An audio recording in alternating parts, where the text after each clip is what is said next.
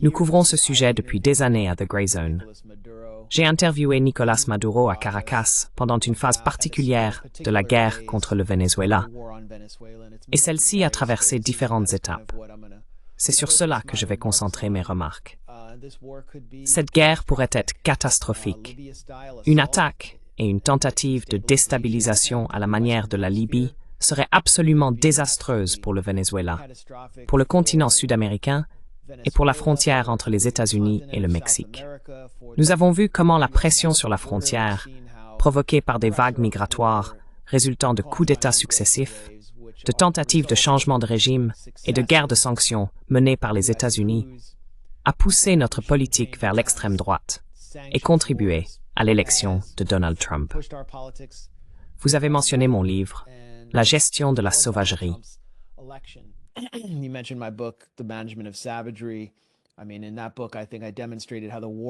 Je veux dire, dans ce livre, je pense avoir montré comment la soi-disant guerre contre le terrorisme a également contribué à propulser Donald Trump au pouvoir en 2016. Son retour au pouvoir, selon moi, a été largement alimenté par la crise migratoire.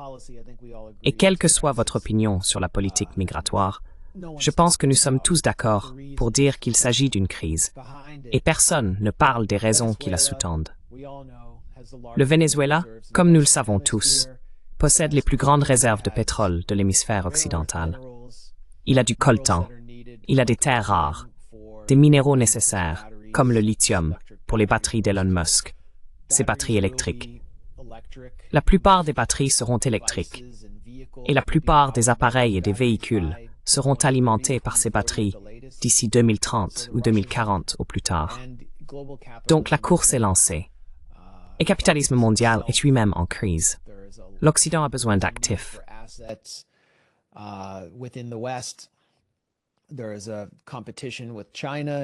Il y a une compétition avec la Chine. Nous venons de voir Trump et Xi se rencontrer. L'un des principaux objectifs de Trump lors de cette rencontre était d'amener la Chine à mettre fin au contrôle à l'exportation sur les minéraux rares, car les États-Unis ne peuvent pas obtenir les minéraux dont ils ont besoin pour mener cette guerre de l'IA qu'ils lancent contre la Chine et pour faire progresser leur propre économie. Ils sont donc en pleine crise. Ouais. Et l'attention s'est tournée vers le Venezuela, qui est une cible depuis que Hugo Chavez est arrivé au pouvoir en 1988. Ensuite, une tentative de coup d'État a été organisée par les mêmes figures de l'opposition vénézuélienne qui sont aujourd'hui prêtes à monter sur les chars américains pour prendre le pouvoir à Caracas. Nous parlons de Leopoldo López, qui est basé en Espagne. Le gouvernement espagnol est fortement impliqué dans ces tentatives de coup d'État. L'ancien maître colonial du Venezuela, son père, est un législateur de droite à Madrid.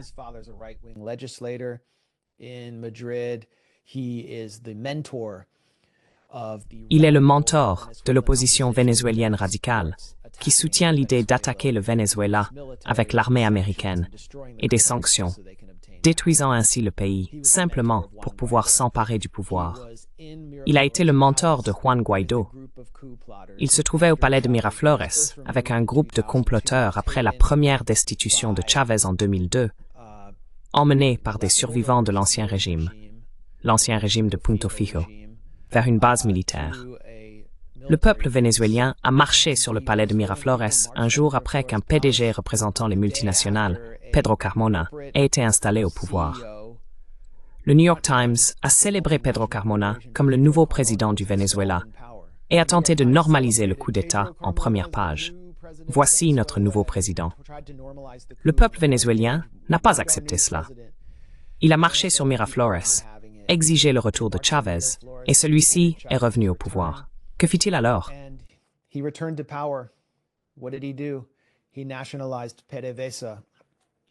Il a nationalisé PDVSA, la compagnie pétrolière nationale, et a renvoyé l'ancienne direction qui considérait PDVSA comme un moyen d'exporter la richesse du Venezuela vers le nord.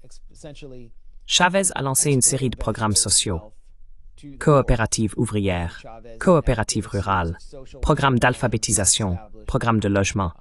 et a réduit la pauvreté de plus de 70% pendant ces années où les États-Unis étaient embourbés et où l'administration Bush se concentrait sur la tentative de s'emparer du pétrole irakien. Pendant ce temps, l'opposition vénézuélienne s'entraînait. And the Venezuelan opposition, meanwhile, was training. They were raking in millions of dollars. Ils empochaient des millions de dollars sous la supervision de figures comme Leopoldo López et, sans doute désormais familière pour vous, Maria Corina Machado, grâce à l'USAID et à la branche du gouvernement américain chargée des changements de régime, le National Endowment for Democracy, à diverses ONG de l'Union européenne et à l'Open Society Institute de George Soros, avec une formation dispensée par des personnalités comme Gene Sharp. Il se préparait essentiellement à des révolutions de couleur calquées sur celles qui avaient balayé l'Europe de l'Est. Chavez est mort en 2012 et la révolution bolivarienne du Venezuela, qui avait inauguré une nouvelle constitution et sorti des millions de personnes de l'ombre de la vie vénézuélienne, a fait face à une crise de légitimité après sa mort due à un cancer. Legitimacy following Chavez's death from cancer. First of all, the Central Election Council. Tout d'abord, le Conseil national électoral doit organiser une élection nationale dans un délai d'environ 1 mois, je crois. Pouvez-vous imaginer, avec toutes les crises que nous avons connues lors des élections américaines, si les États-Unis étaient contraints de faire une telle chose sous la pression internationale? Mais ils l'ont fait. Lors de cette élection, Nicolás Maduro, le successeur désigné de Chavez, a surpris beaucoup de monde en étant celui qui a été choisi. Il avait été ministre des Affaires étrangères sous Chavez et avant cela, chef du syndicat des conducteurs de bus, un ancien chauffeur de bus de Caracas, non issu de l'armée comme Chavez, ce qui aurait pu poser des problèmes. Il a battu Enrique Capriles, une figure d'opposition assez populaire, représentant les classes supérieures et aisées du Venezuela, l'élite de l'Est de Caracas.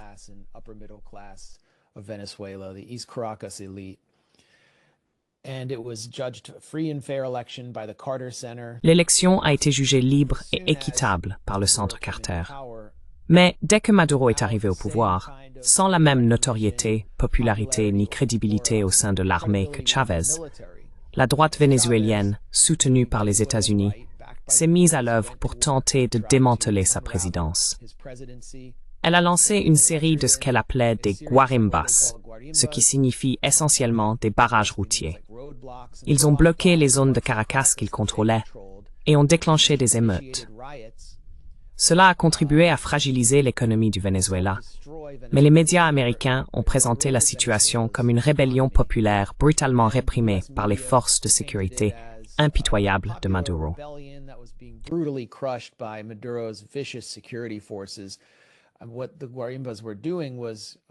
Et ce que faisaient les guarimbas, c'est que, dans certains cas, elles tendaient des fils à travers les rues, ce qui finissait par décapiter des automobilistes. Elles traquaient également et attaquaient des Afro-Vénézuéliens, des personnes à la peau foncée qu'elles pensaient être des chavistes, si elles les attrapaient dans leur quartier de l'Est de Caracas. Il y a eu un homme, Orlando Figuera, qui a été littéralement brûlé vif, simplement parce qu'il était noir, dans l'Est de Caracas. Ces guarimbas étaient violentes et racistes. Elles étaient dirigées par les services de renseignement américains et détruisaient l'économie du Venezuela en 2016. Elles étaient également soutenues par l'Assemblée nationale, qui, à cette époque, était contrôlée par l'opposition.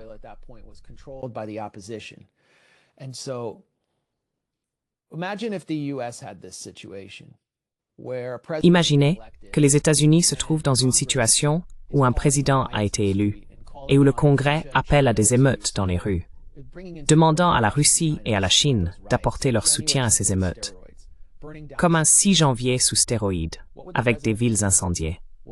Que ferait le président? Eh bien, ce que Maduro a fait, c'est invoquer la Constitution bolivarienne pour convoquer une assemblée constituante afin de surmonter la crise et d'organiser des élections réellement plus démocratiques, incluant davantage de membres du public vénézuélien et les intégrant à la vie publique. L'Assemblée nationale s'est retirée et les émeutes ont immédiatement cessé. Le Venezuela était désormais au moins en paix. Cependant, l'Assemblée nationale avait simultanément appelé les États-Unis à sanctionner l'ensemble de l'économie et le secteur pétrolier du Venezuela. Imaginez cela.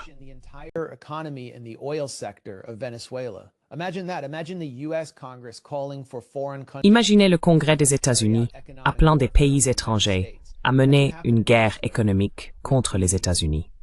C'est ce qui s'est passé au Venezuela, avec l'opposition vénézuélienne traîtresse essayant de brûler son propre pays pour prendre le pouvoir. Les premières sanctions sont arrivées à la fin de l'ère Obama, en 2015. À partir de ce moment-là, le Venezuela a commencé à connaître l'hyperinflation et les pénuries. Comme The Grey Zone l'a révélé, Anya Parampil l'a rapporté en 2019, le département d'État sous Trump a en réalité publié un document se vantant de l'ampleur de la destruction économique que les États-Unis avaient causée au Venezuela par le biais des sanctions et du nombre d'actifs économiques qu'ils avaient détruits.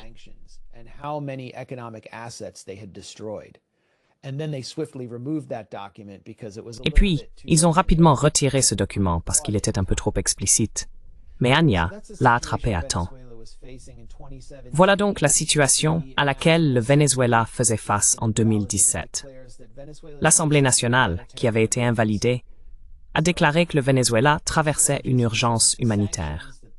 Oui, il y avait des pénuries à cause des sanctions qu'ils avaient soutenues. Et maintenant, ils réclamaient une situation d'urgence et demandaient une intervention étrangère pour mettre fin à la crise humanitaire. Avançons donc jusqu'en février 2019, à la frontière entre la Colombie et le Venezuela. La Colombie était alors dirigée par un président de droite, pro-américain, Iván Duque, qui est aujourd'hui DJ à Miami.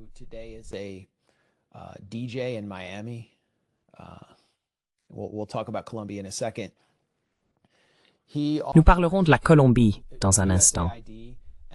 Il autorise l'USAID et l'opposition vénézuélienne radicale, soutenue par les États-Unis, à organiser une fausse opération d'aide humanitaire destinée à briser la souveraineté du Venezuela et à discréditer Maduro aux yeux du monde. Des palettes d'aide sont chargées sur des camions du côté colombien de la frontière, dans une ville appelée Cúcuta. Au même moment, le milliardaire britannique néolibéral Richard Branson organise à Cúcuta un concert de type Live Aid, rempli de célébrités, pour sauver le peuple vénézuélien. La mise en scène de cette aide fut un échec total. Les caravanes étaient remplies de fournitures dont les habitants du Venezuela n'avaient en réalité pas besoin.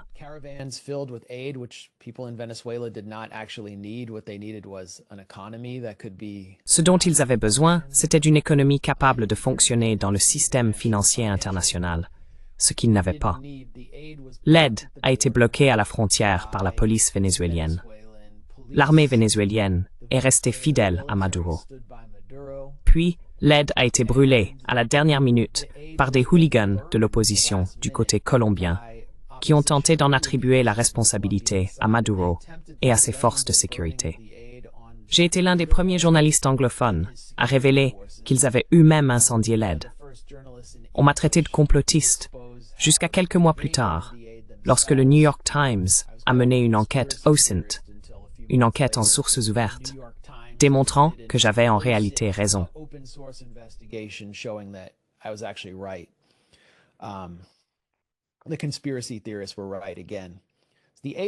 Les théoriciens du complot avaient encore eu raison. La mise en scène de l'aide humanitaire avait échoué. Les frontières du Venezuela étaient sécurisées et l'armée soutenait Maduro. Juan Guaidó avait été désigné par les États-Unis comme président intérimaire. Il était rentré clandestinement au Venezuela depuis la Colombie par l'intermédiaire d'un cartel de la drogue appelé Los Rastrojos. Puis, en avril 2019, il tenta de diriger un coup d'État militaire à Caracas. Ce fut également un désastre total. Il réussit à rallier une vingtaine d'hommes de l'armée vénézuélienne pour une rébellion dans les rues, mais ils furent tous facilement abattus ou capturés. Guaidó se retrouva exposé avec son mentor, Leopoldo López, qui s'était échappé de l'ambassade d'Espagne.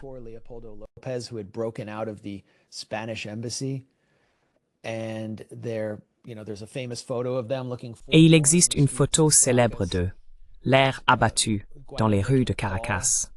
Guaidó passant un appel peut-être à ses maîtres aux États-Unis. Après cela, tout est allé de mal en pis pour Guaido, au point qu'il a enchaîné une série de pitreries humiliantes, comme tenter d'entrer au Parlement en escaladant une clôture. Il s'est fait huer dans des restaurants par des Vénézuéliens ordinaires, simplement lassés de voir leur pays attaqué de l'intérieur comme de l'extérieur. Finalement, il s'est enfui en Floride. Aujourd'hui, je veux dire, cela en dit long sur ce qu'est réellement l'opposition vénézuélienne.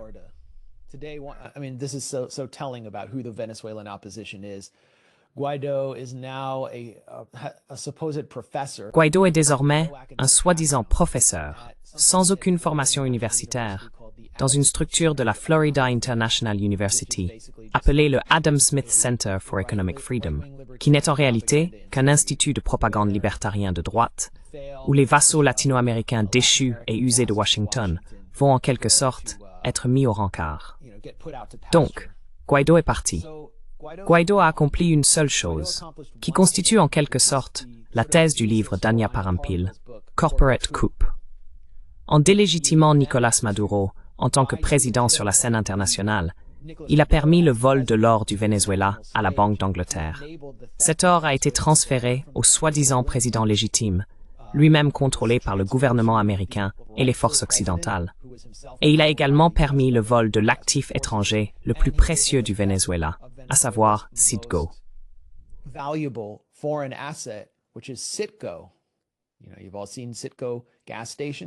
Vous savez, vous avez tous vu les stations-service Citgo. C'est la branche internationale de PDVSA, le moteur de l'économie vénézuélienne et le moteur des programmes sociaux du Venezuela. Ils ont donc volé au Venezuela des milliards de dollars par an à travers Juan Guaido, un coût économiquement dévastateur, un vol pur et simple de la piraterie internationale. En même temps, nous pouvons voir la guerre contre le Venezuela passer à une nouvelle phase après la mise en scène ratée de l'aide humanitaire, le coup d'État militaire manqué, l'échec des forces d'opposition internes a mené une rébellion interne. La guerre commence à se déplacer vers des forces plus exclusivement externes.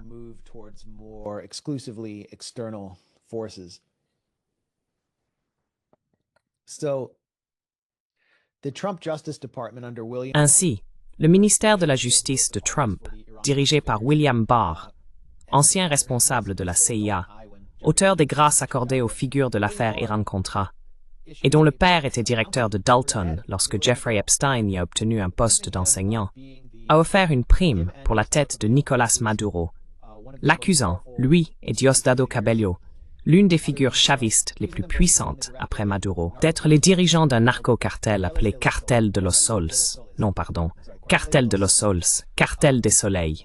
Le Cartel des Soleils n'existe plus. Il n'est pas réel. En fait, il n'a jamais existé. It never existed, actually. What it is a reference to the patches that were... Ce dont il s'agit, c'est d'une référence aux écussons portés par des figures de proue, des généraux de la garde nationale vénézuélienne, qui avaient été recrutés par la CIA pour servir de point de départ à une opération de la DEA visant, soi-disant, à laisser circuler la drogue à l'intérieur des États-Unis. Au début des années 1990, je crois que cela a commencé vers 1992, avant l'élection de Chavez. La CIA et la DEA ont comploté pour expédier 20 tonnes, oui, 20 tonnes de cocaïne aux États-Unis. Et beaucoup d'entre vous qui ont vécu les années 1990, moi je les ai vécues à Washington, D.C., j'ai vu l'épidémie de crack se développer sous mes yeux, littéralement devant moi. Le quartier où je vivais est devenu immédiatement plus violent. C'était un changement brutal, immédiat.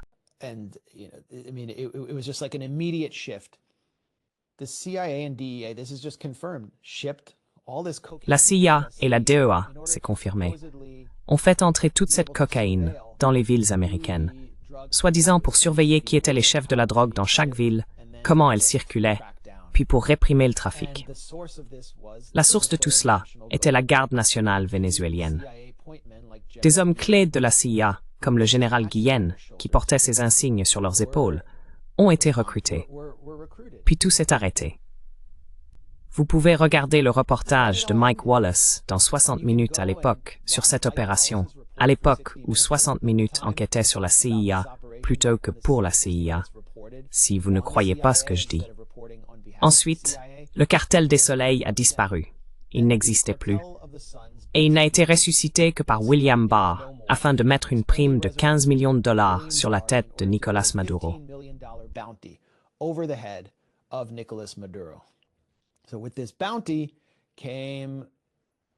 Ainsi, avec cette prime, sont apparues des figures violentes et avides, cherchant à s'enrichir rapidement, à toucher la prime en entrant à Caracas avec des armées de mercenaires. C'était le but. Encourager des tentatives de coup d'État privés venus de l'extérieur ou des projets d'enlèvement pour capturer Maduro en mettant une cible sur son dos. Et c'est ce que nous avons vu plus tard, en 2019, avec l'opération Gideon. Tout le monde, si vous regardez ceci en ce moment, allez sur la chaîne YouTube de The Grey Zone et regardez mon entretien avec Jordan Goudreau, qui a dirigé l'invasion mercenaire ratée de l'opération Gideon au Venezuela. Ces hommes ont été capturés, beaucoup ont été tués, plusieurs étaient comme lui d'anciens Green Berets, et Jordan Goudreau s'exprime désormais publiquement. And Jordan Goudreau is now speaking out, and he explained to me how il m'a expliqué comment il avait été recruté pour cette opération par des proches collaborateurs de Donald Trump, notamment le garde du corps et directeur de la sécurité de longue date de Trump, qui détenait également une licence d'exportation d'armes, Keith Schiller. Schiller a fondé une société appelée Global Governments. L'objectif de cette société, qui comptait parmi ses membres des avocats influents de Washington, comme l'avocat de Mike Pompeo, alors secrétaire d'État, ainsi que des figures de l'opposition vénézuélienne proches de Leopoldo López et de Juan Guaidó, était de renverser Maduro et de s'emparer des richesses du Venezuela. L'opposition vénézuélienne leur avait promis des contrats lucratifs en échange du départ de Maduro.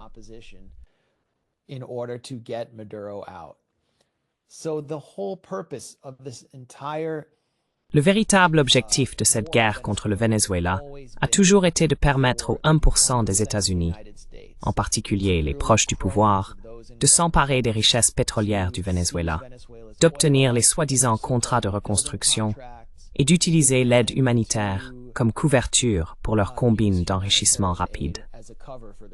Goudreau a révélé tout le système.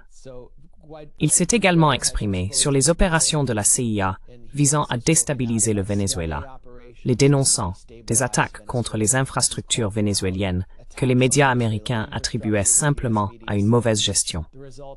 Goudreau a clairement affirmé que ces actions avaient été menées par la CIA en coordination avec l'opposition vénézuélienne. En réalité, le masque est complètement tombé. Mais sous l'ère Biden, il y a eu une tentative de conclure un accord avec le Venezuela en échange d'élections en 2024, et certaines sanctions ont été levées.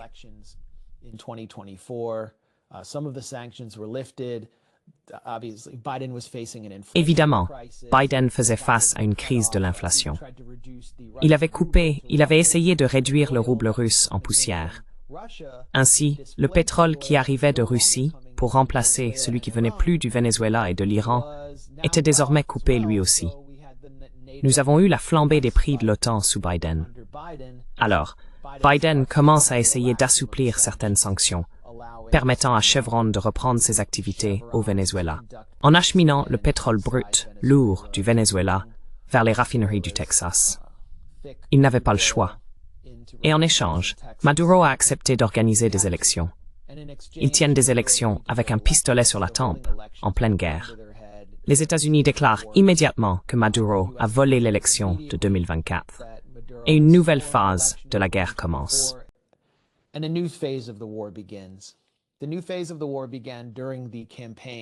nouvelle phase de la guerre a commencé pendant la campagne, qui a d'abord opposé Biden puis Kamala Harris à Donald Trump, avec l'immigration, la crise migratoire, au centre du débat. Il y a eu plusieurs vagues de migration vénézuélienne vers le nord. La première était une sorte de vague idéologique, les exilés qui détestaient le chavisme. Mais elle est devenue une vague économique après l'attaque des sanctions américaines contre l'économie vénézuélienne en 2015. Cette vague a commencé à culminer sous Biden, lorsqu'il a déclaré le TPS, le statut de protection temporaire, pour les Vénézuéliens. L'opposition vénézuélienne a accepté cela parce qu'elle voulait renforcer ses rangs avec des personnes qui détestaient le chavisme et Maduro. Marco Rubio a été un sponsor clé du TPS. La pression à la frontière est devenue si extrême que le TPS a effectivement permis à des masses de Vénézuéliens d'entrer aux États-Unis. Et certaines personnes n'ont pas du tout apprécié cela, la base de Donald Trump. Trump a donc commencé à présenter les migrants vénézuéliens comme une menace pour la sécurité nationale. Comment s'y est-il pris?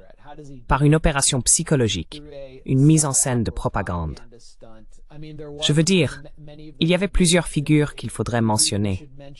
Enfin, pas beaucoup, mais certaines parmi celles qui arrivaient. La plupart étaient simplement des gens honnêtes et désespérés. Mais certains avaient effectivement des antécédents criminels. Le taux de criminalité a en réalité baissé à Caracas, après cette vague, tandis qu'il y a eu des crimes dans certaines communautés à travers les États-Unis, causés par une minorité de migrants vénézuéliens.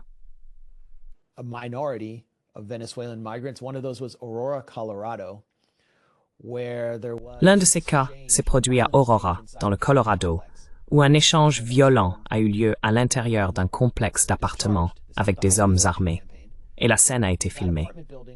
Je ne pense pas que des coups de feu aient réellement été tirés. C'était au plus fort de la campagne électorale. Cet immeuble était entretenu par un propriétaire corrompu qui recevait une aide gouvernementale. Il revendait des appartements du programme Section 8, cherchant essentiellement à utiliser cette aide comme prétexte pour les démolir et en tirer profit. Pour obtenir l'autorisation de continuer à reprendre ou à démolir l'immeuble, ce propriétaire corrompu a affirmé qu'il avait été envahi par un gang vénézuélien appelé Tren de Aragua.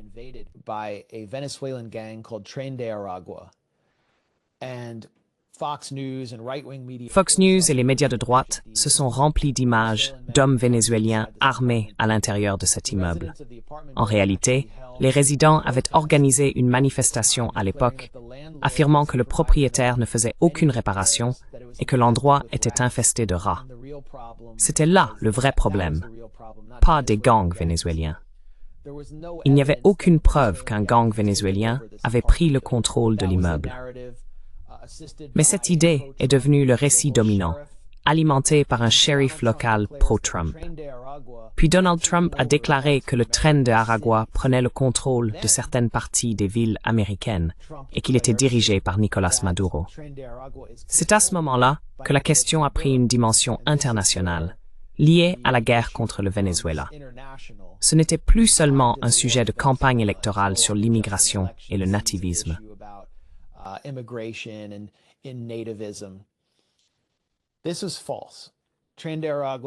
C'est faux. Le Tren de Aragua n'était pas contrôlé par Nicolás Maduro. Il avait été en grande partie neutralisé dans les prisons vénézuéliennes par les forces de sécurité de Maduro. En avril 2025, un rapport de renseignement américain déclassifié l'a confirmé. Ainsi, la communauté du renseignement américaine, qui avait longtemps cherché à saper le gouvernement de Maduro, a en réalité contredit Trump. La directrice du renseignement national, Tulsi Gabbard, qui avait longtemps été opposée à la guerre contre le Venezuela lorsqu'elle était démocrate au Congrès, mais qui a ensuite changé de camp après avoir été rejetée par le parti, est intervenue et a renvoyé les analystes du renseignement qui avaient révélé que Maduro n'avait rien à voir avec le Tren de Aragua. L'administration de Donald Trump faisait donc la promotion de cette gigantesque supercherie.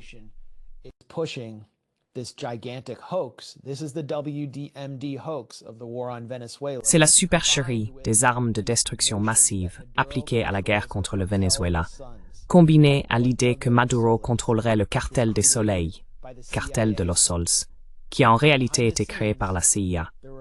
En coulisses, des réunions ont eu lieu pour trouver une nouvelle stratégie visant à fusionner la fausse guerre contre la drogue et la fausse guerre contre le terrorisme en une nouvelle désignation qui permettrait d'écarter Nicolás Maduro une bonne fois pour toutes. Et cette stratégie était menée par les proches du nouveau visage et de la nouvelle voix de l'opposition vénézuélienne. Elle s'appelle María Corina Machado. C'était la candidate qui se présentait au nom de l'opposition vénézuélienne, adorée par les médias américains, présentée comme une dame de fer, une nouvelle Margaret Thatcher, comme si Thatcher était une sorte d'héroïne pour le New York Times, et la véritable gagnante de la présidence vénézuélienne. And the rightful winner of the Venezuelan presidency, Machado et son cercle rapproché ont tenu une réunion avec l'ancien chef du Conseil de sécurité nationale, Mike Waltz, en janvier, et ont déclaré que la voie à suivre consistait à qualifier Maduro de narco-terroriste. Il était un terroriste, disait-il, parce qu'il menait des attaques à l'intérieur des États-Unis par le biais d'une invasion de gangs via le TDA, et il était un baron de la drogue parce que le département de la justice avait déjà affirmé qu'il contrôlait un cartel qui n'existe en réalité pas. Waltz prit des notes et commença à élaborer cette justification, qui fut ensuite transmise à son successeur après le scandale du Signalgate, Marco Rubio, le chef de facto du complexe industriel Gusano du sud de la Floride, qui souhaite envahir et renverser le Venezuela pour des raisons idéologiques.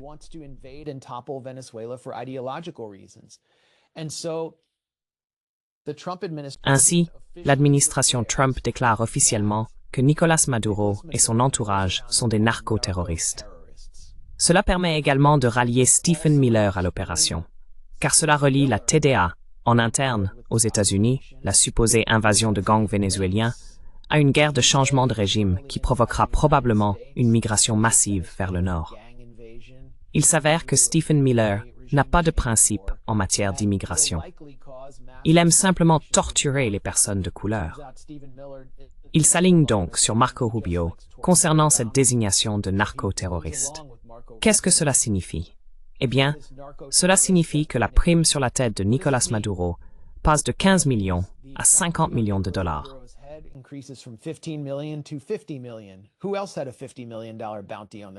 Qui d'autre avait une prime de 50 millions de dollars sur sa tête? Oussama Ben Laden. Ben Laden, qu'est-il devenu? Il a été assassiné par les forces spéciales américaines lorsque cela était politiquement opportun pour Barack Obama au moment où il commençait sa campagne de réélection. Ils ont toujours su où se trouvait Ben Laden à Abbottabad. Ils ont décidé de le tuer pour des raisons politiques. Ainsi, les États-Unis peuvent désormais autoriser des attaques de décapitation contre la direction vénézuélienne, tout en prétendant lutter à la fois contre la drogue et le terrorisme. C'est comme si toutes les fantaisies néoconservatrices étaient revenues. Mais d'abord, ils doivent faire entrer les forces militaires américaines dans les eaux vénézuéliennes, dans les Caraïbes.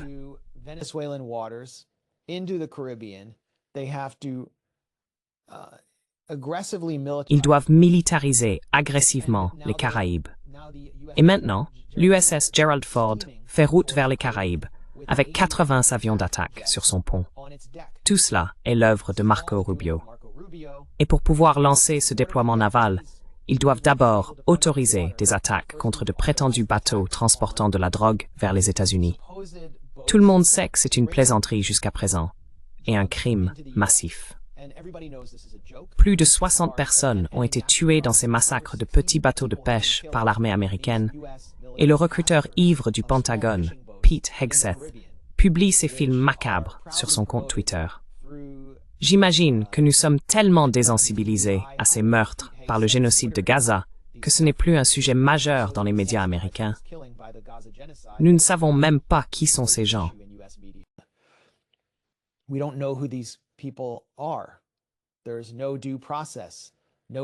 Il n'y a aucune procédure régulière, aucune interdiction en cours. Mais voici ce que nous savons de ces bateaux. Ils ne peuvent absolument pas atteindre les États-Unis. Au maximum, ils peuvent parcourir 200 km. Les États-Unis sont bien plus loin que 200 km. 200 km? Ils ne peuvent même pas aller aussi loin. La plupart d'entre eux ne peuvent probablement rester en mer que quelques heures. Aucun ne se dirige vers Miami.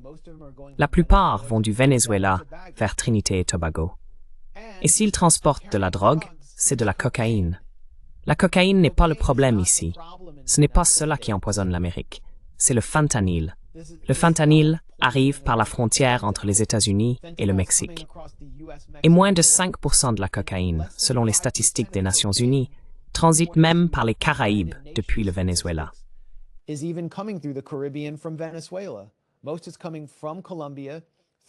La majeure partie provient de Colombie en passant par l'Équateur, où le président équatorien, Daniel Noboa, a été le directeur logistique de l'entreprise familiale milliardaire Bonita Fruit, qui aurait emballé des cargaisons de bananes contenant de la cocaïne et les aurait expédiées via la mafia albanaise vers l'Europe, ainsi que vers les États-Unis.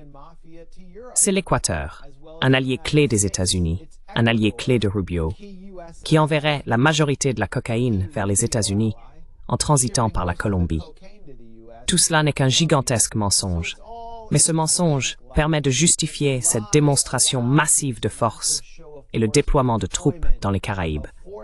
Et comme l'a dit un jour Madeleine Albright, secrétaire d'État sous Clinton, à Colin Powell, à propos de l'Irak, quand on possède la plus grande armée du monde, on ne peut pas ne rien en faire.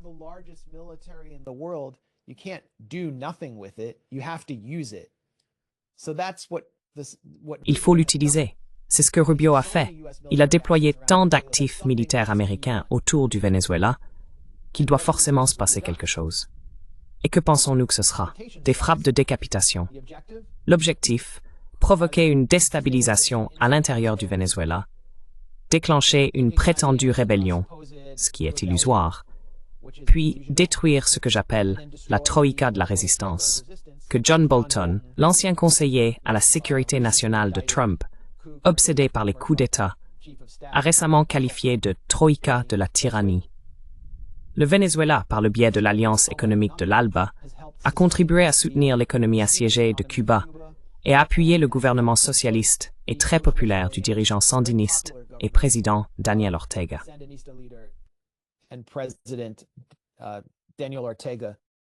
Fantasy.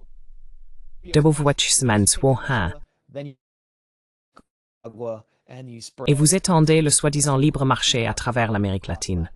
Détruisez l'idéologie du chavisme, en faites un exemple, et écrasez la gauche latino-américaine.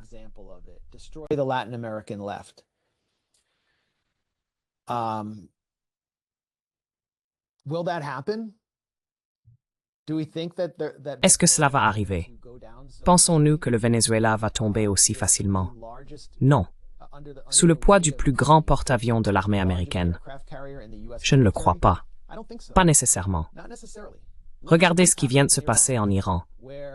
Lorsque l'Iran a subi une attaque non provoquée en juin, de la part d'Israël, qui agissait en fait comme un bras des États-Unis à ce moment-là, ou du moins utilisait des armes américaines, avec la certitude que l'administration Trump interviendrait pour sauver Israël des conséquences d'une guerre qu'il avait commencée, mais qu'il ne pouvait pas terminer. Le peuple iranien s'est rallié autour du drapeau et est devenu plus nationaliste que nous ne l'avions vu depuis une génération.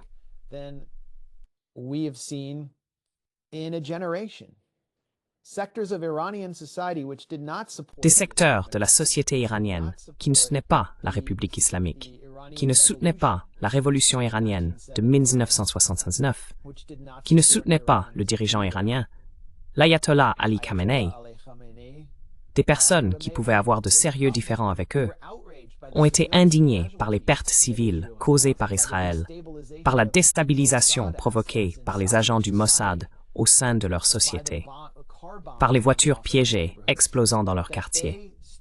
Ils se sont rangés du côté de leur gouvernement. Et si les États-Unis font la même chose au Venezuela, une large partie de la société vénézuélienne se rangera du côté de son gouvernement, face à l'armée américaine, menant des attaques brutales, du même type que celles que nous avons vues en Amérique latine lors de l'invasion du Panama en 1989 et 1990, laquelle a été présentée comme un modèle pour renverser Maduro.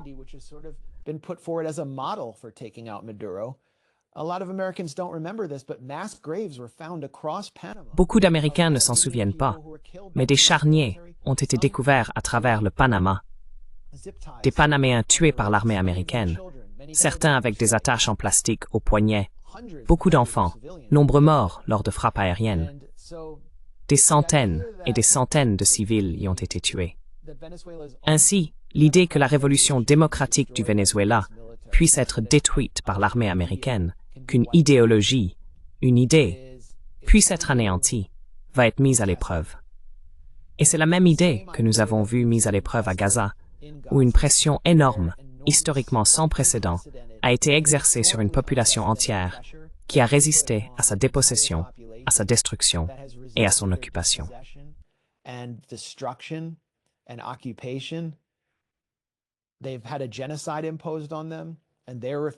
Ils ont subi un génocide qui leur a été imposé et ils refusent de partir.